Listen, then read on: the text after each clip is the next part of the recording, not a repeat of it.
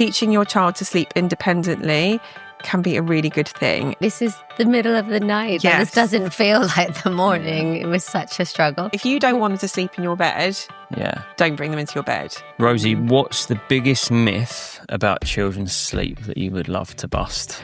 Oh, I love this question.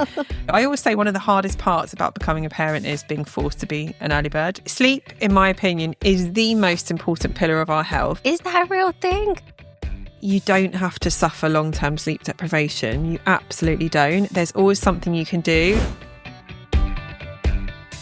Hi everyone, I'm Emily. And I'm Matt. And welcome back to our podcast, What They Don't Tell You. But we will. Yes, and today we are so excited. We have our first guest on the podcast and we had to get someone on to talk about sleep because it is the bane of our life as parents. So today we're so excited that we're joined by Rosey Davidson. She's a baby sleep consultant, an author, and the founder of Just Chill Baby Sleep. She's also a mum to 3, the trusted expert to thousands of parents and a few celebs. So if you are desperate for some more sleep or you just are curious about what really helps at bedtime, then this one is the one for you. Rosey, thank you so much for coming. Oh, thank you for having me. Thank you. As I said, sleep is just such a huge part of parenting and something that you maybe aren't expecting that's going to be impacted so much. So we have so many questions for you.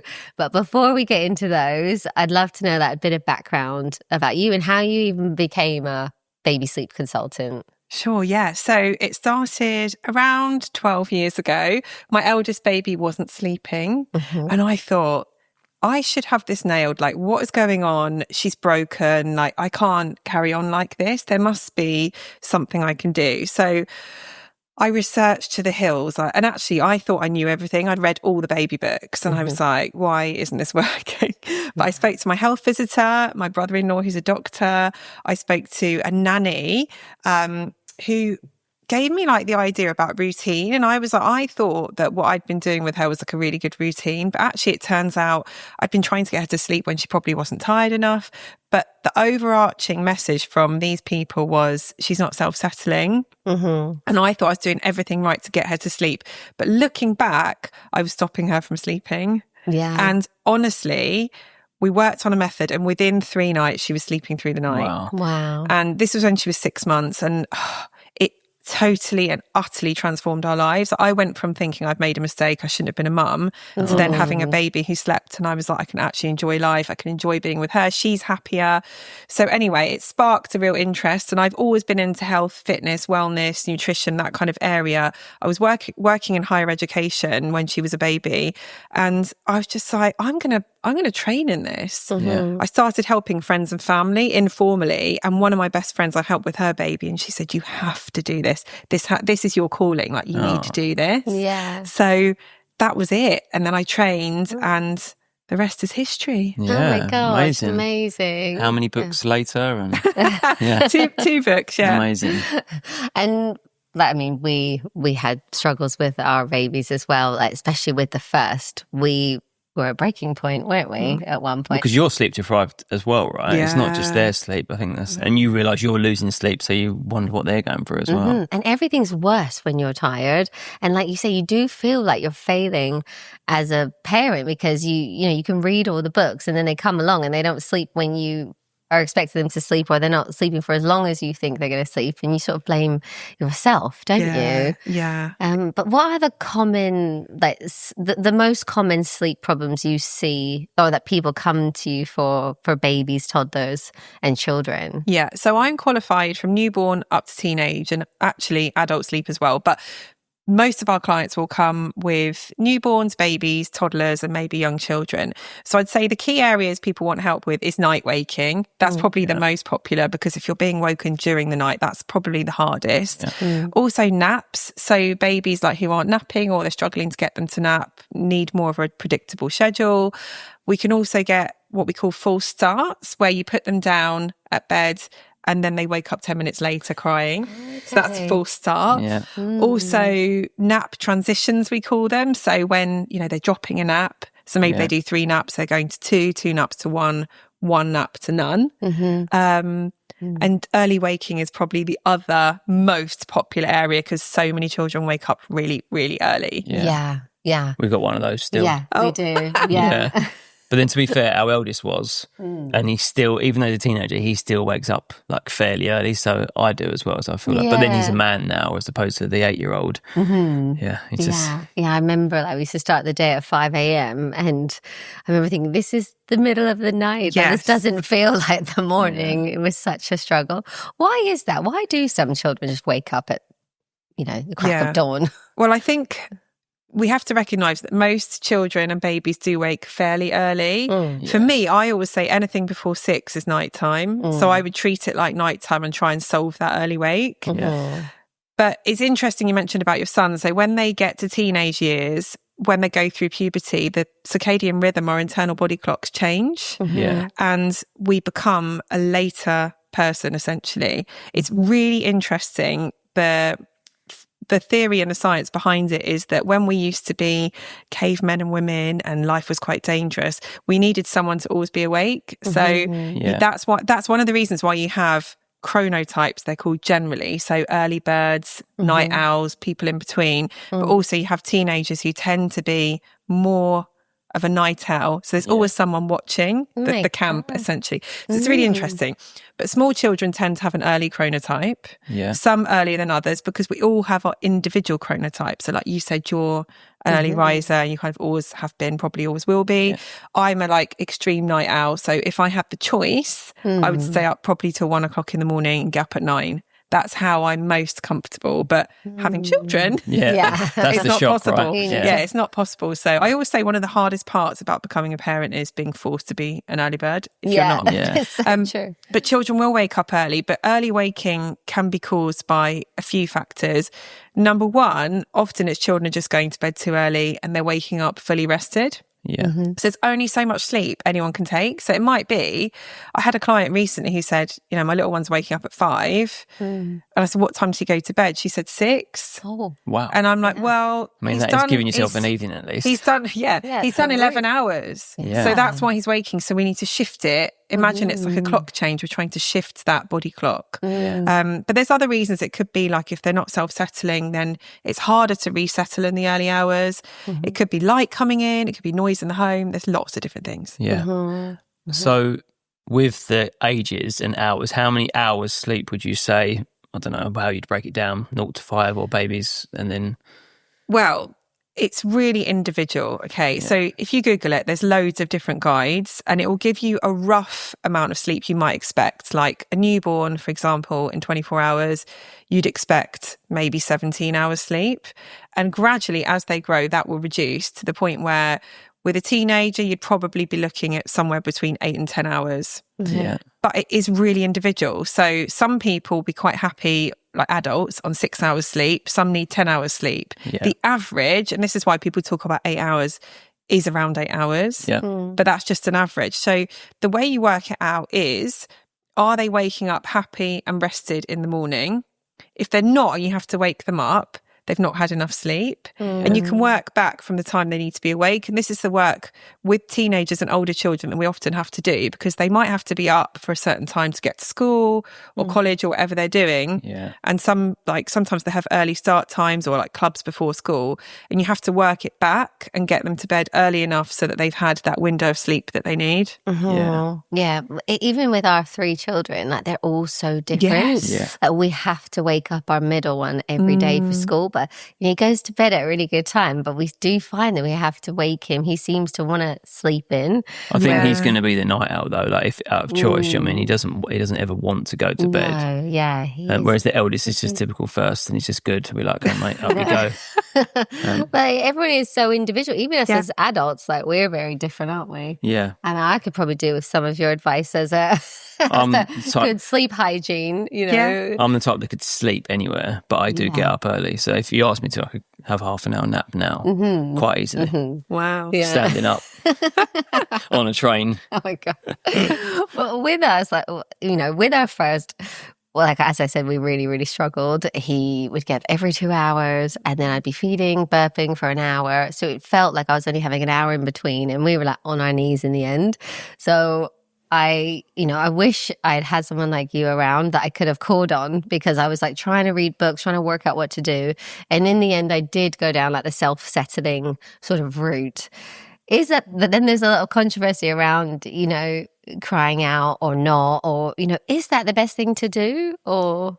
Okay, so first of all, sleep and parenting, with all parenting topics, is incredibly individual, and we have to do what works for us and our family. But we do know from the evidence base and the research that we have around sleep that teaching your child to sleep independently can be a really good thing. And the way that we do that, or the way that me and my team do that, is evidence-based. I'm an evidence-based sleep coach. So the practices that we use are effective, they're safe, they are respectful, and they're kind. So it depends how you're looking at it. I think the idea of cry it out is outdated.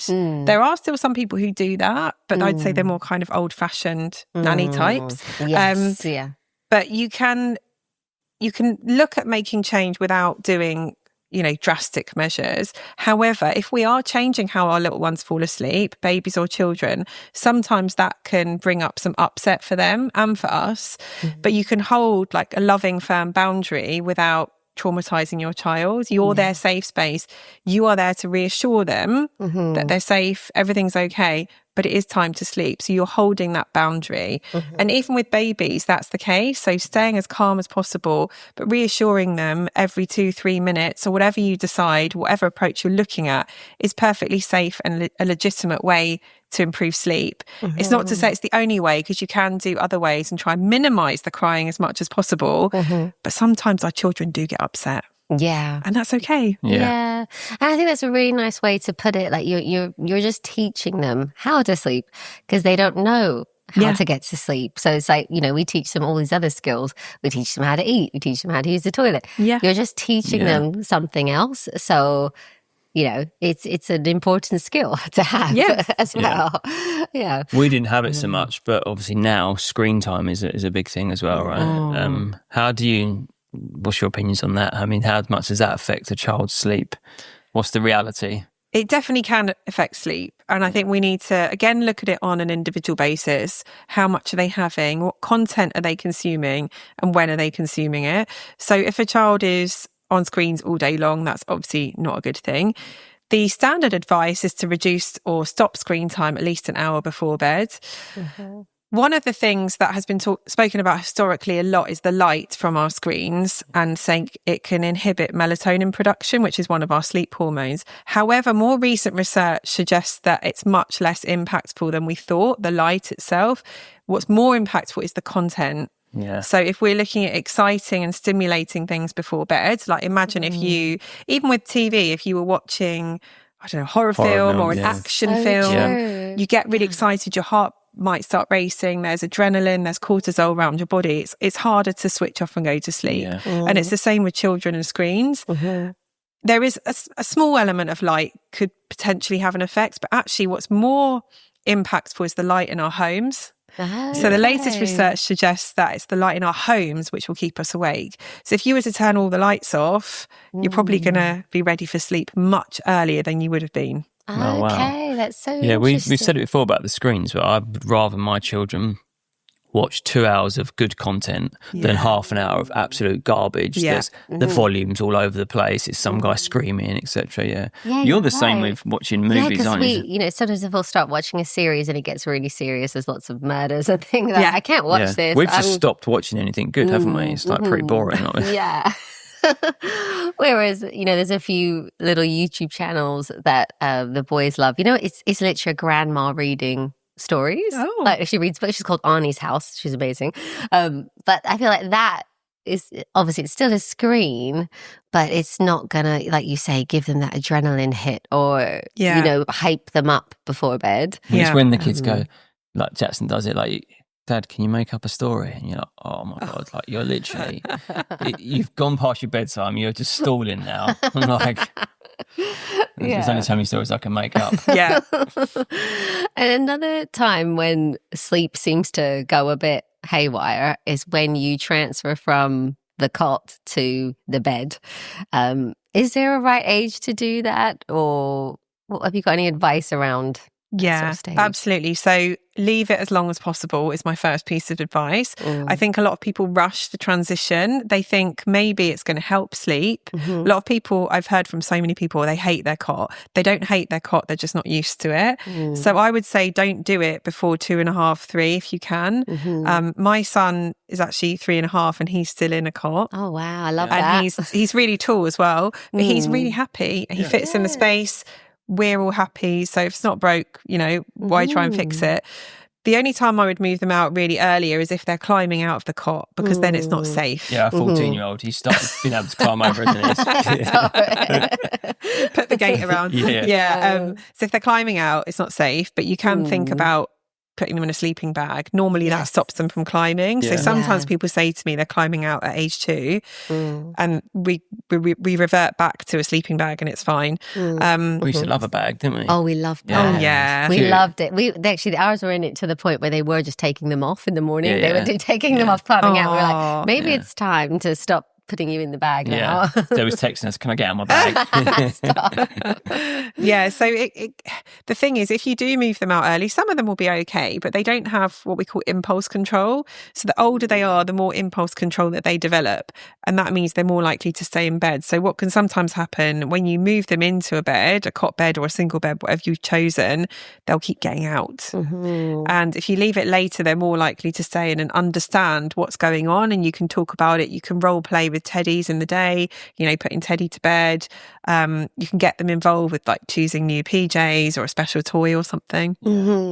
We've had it, but kids that just generally struggle to go down of a night, what's your advice, whether it be a busy day or it is screen time? Have you got any master tips? Yeah, I think it depends on the age and the child in question. So I would, whenever I'm looking at a sleep issue or a sleep struggle, I want to look at the whole picture. So I'd look at a sleep diary across 24 hours. So if it is a child maybe that's still napping, we'd need to know when and how long the nap was.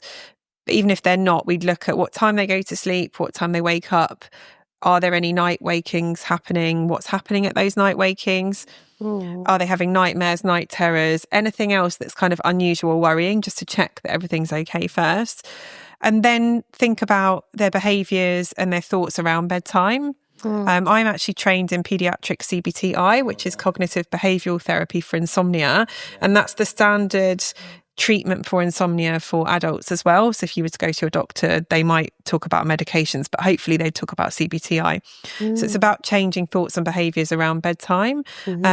So challenging those thoughts in a kind of constructive way to form new positive associations with going to bed. I think as like a tired parent, you become so obsessed with a routine and that's their bedtime. It's like, I don't know, it's like when they say about not making your child eat a full plate of food, like they should eat until they're full. I mean, obviously you're not going to let your child dictate to you what time they go to bed, but it's like half an hour here and half an hour there. It's like when they're tired as opposed to... Yeah, I mean, I think it's really important to have the wind down time before bed. But for some children, that wind down time might look different. So we kind of think, relaxing, quiet, calm. But for some children, they actually need to get that last bit of energy out. So yes, trampolining is great. So bouncing, rocking. So doing like row your boat with your feet together, rocking.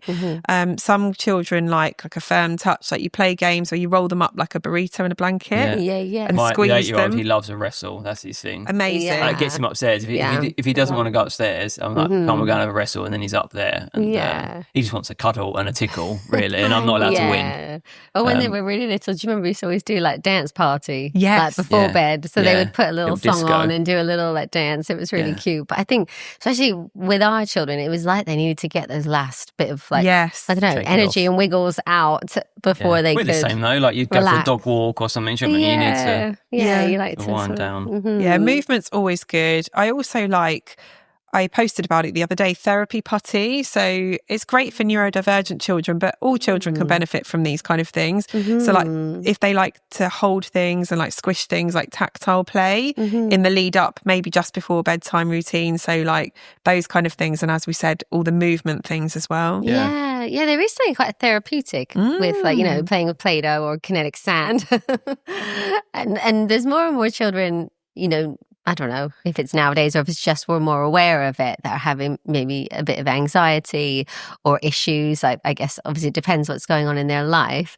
But do you see issues with children having anxiety and then not being able to sleep? Yeah, I think we need to think about how we frame anxiety. So lots of people talk about anxiety and mental health nowadays, which is fantastic. But we need to also recognise that worrying and overthinking things is a really normal part of developing as a person. So it's normal for children to have worries at bedtime. It's when you get to a point that it's really affecting and impacting their life that kind of moves over into anxiety.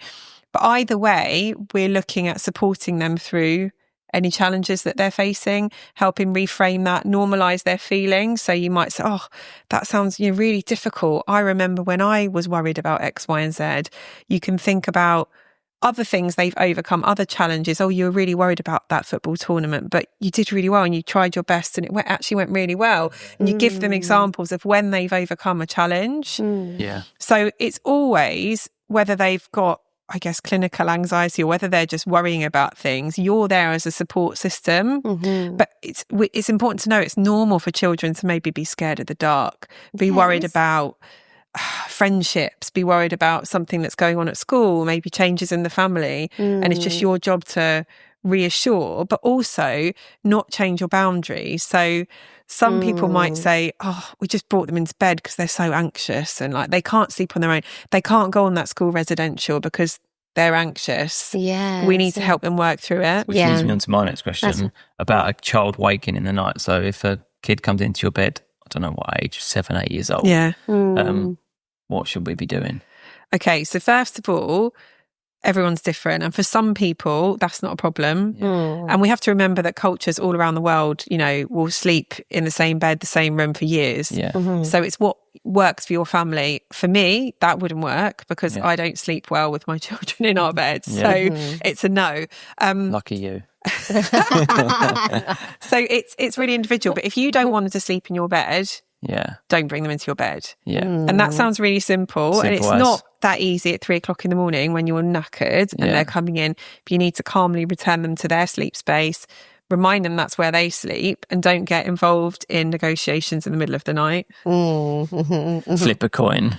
But for us, we did co-sleep with them, but I feel like it was from going from the cot to the bed. They could just then run in and we were so exhausted. So sometimes we would genuinely just wake up and they'd be in the middle of us. We were like, oh, you're here. Yeah, how'd you get here? And then then that was it really for years and years and years of just And then children. we're fortunate enough to have double beds in the boys' bedroom. So it's like, I'll just go and sleep in there. But then I don't have a problem with it. So I think, like you say, it's each circumstance. Yeah, it's like depending on you and like also I guess like your work patterns. If you have to wake up at 5, they're going to wake up at 5, so there's so much. We had to up the game with their mattresses. So it's like, right, okay, I don't want to go and sleep in there, but it's got to be as good as the mattress in our bedroom because otherwise it's not fair.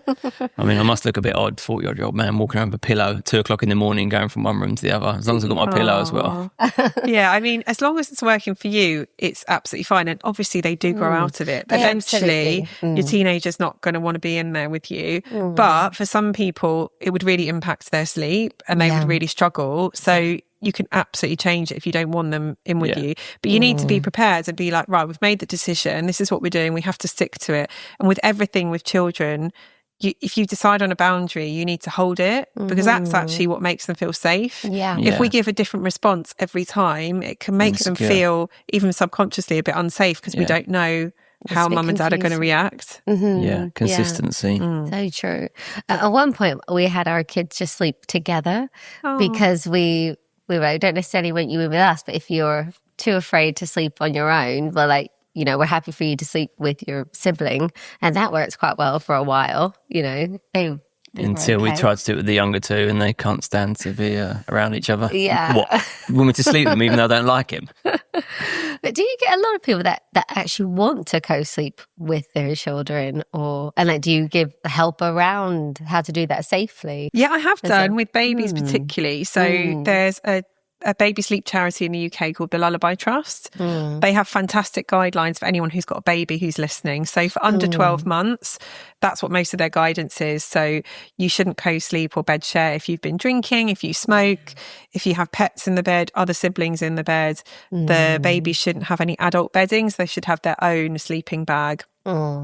We just need to be careful and safe about it if we're going to do it, have them sleeping on their backs. You can look at them for kind of more guidance on that. But you can safely bed share. And for some people, that works really well and they find that they get a more restful night, especially maybe if they're breastfeeding, they might find it easier than getting up to go to baby all the time.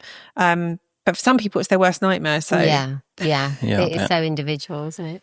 Rosey, what's the biggest myth about children's sleep that you would love to bust? Oh, I love this question. The one that I'm plagued with on a daily basis is fear of overtiredness.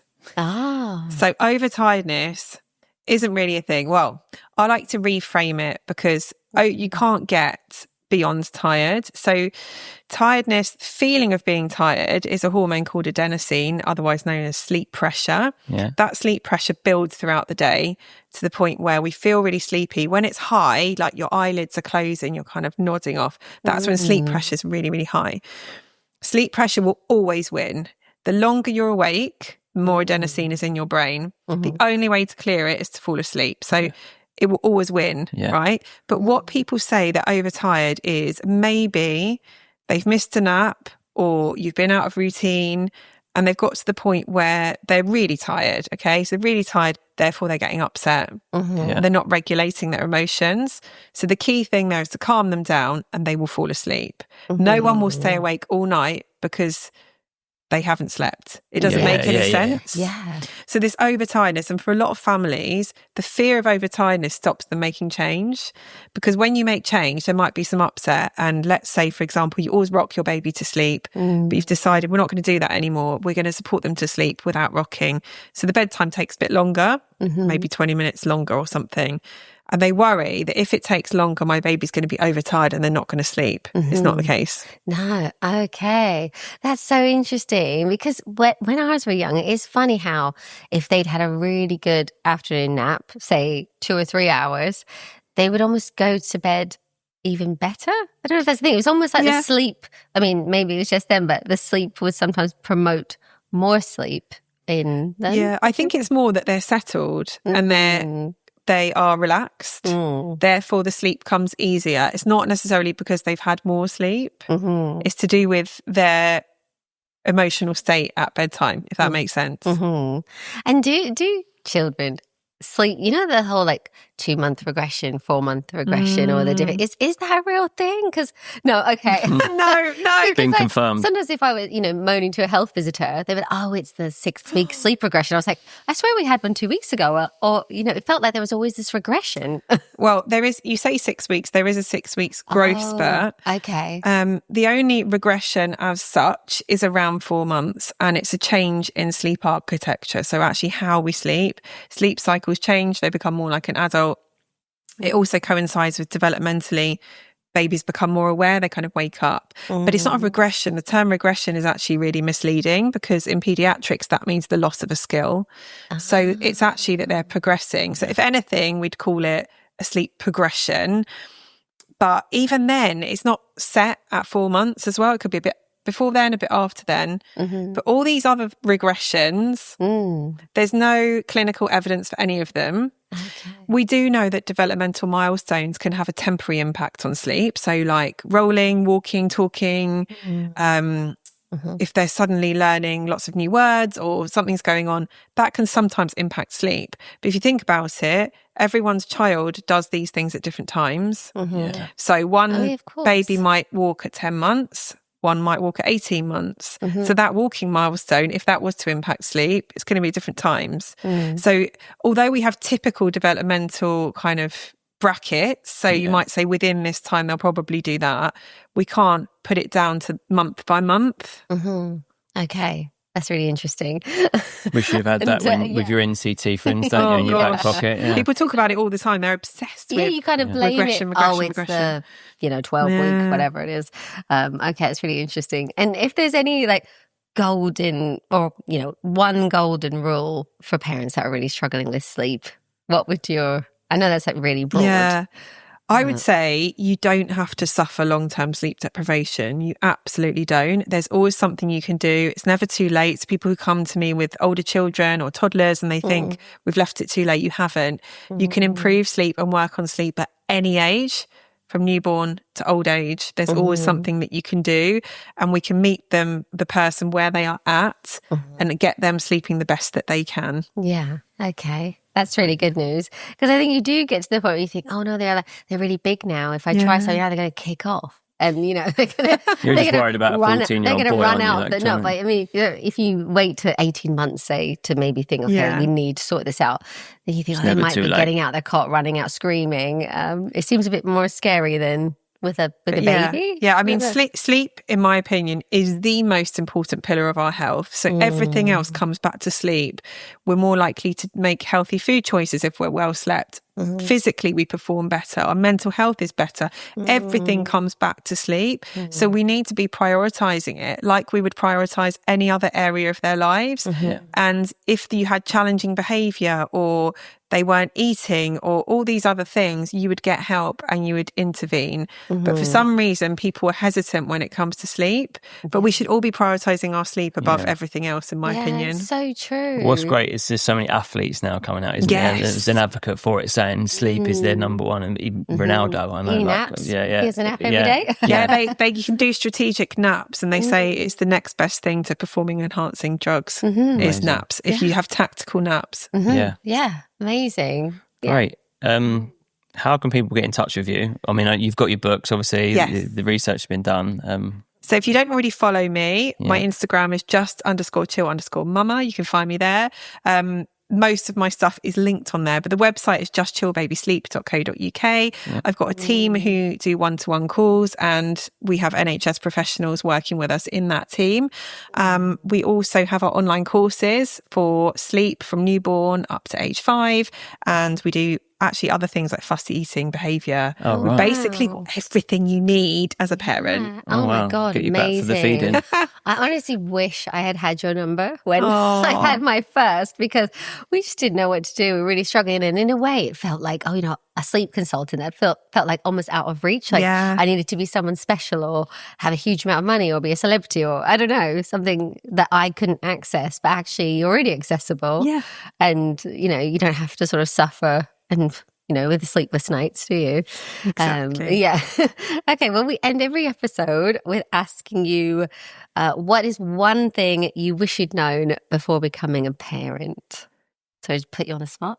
I wish I'd known that there is help out there for everything. That if you're struggling with something, you're not the only person. There'll always be someone else who's gone through that or is going through that. So you're not alone, and just reach out for help. Great bit of advice for new parents, isn't it? I love that. I feel like social media has helped as well with that, because now you can see, sometimes you feel like you're the only person, but then now you can almost see a mum that's, going through the same challenges that you are, and it really helps because you feel like not alone. Well, because you rarely find that your best friends are going through the same thing or at the same time as you. So then obviously we said about NCT, but it's obviously good to know that there's always someone to help.